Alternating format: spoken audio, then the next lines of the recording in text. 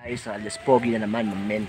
So, alis pala kami mamaya nila Toto at pamimili kami ng puno at kasama si Erpat. Pamimili kami sa Castillejos para magtanim pa kami ng mga puno dito. Grabe kasi sobrang init dito. Kailangan talaga ng maraming puno para pagdating ulit ng panahon na tag-init, na sobrang init ng panahon, meron tayong masisilungan dito. So, maraming salamat nga pala sa mga sumusuporta kay Alis Pogi at sana magtuloy-tuloy pa tayo sa pag-vlog.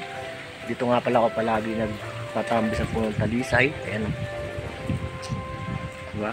Sobrang ganda talaga tumambay sa may puno. Ayan nga pala si Toto. Amen. To, hi ka muna to. Ayan pala si Toto. Mamaya lalarga kami. Punta kami sa bilihan ng mga puno, mamen. A few moments later. Alias Pogi, no? Siyempre, tamang lakad muna tayo dito. Parang taping ba? Parang kunyari ba, artista ba? Kalami, oh.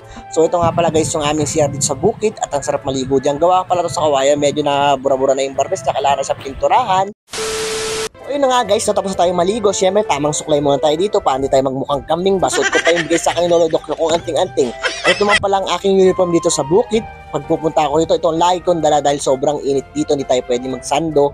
Ayan ang aking uniform, hiyagis kayo mamaya, suot ka na. O diba, ang galing talaga ni Alias Pogi. Syempre guys, medyo bibitinin ko muna kayo dito. Sabangan nyo ang aking vlog. Let's go!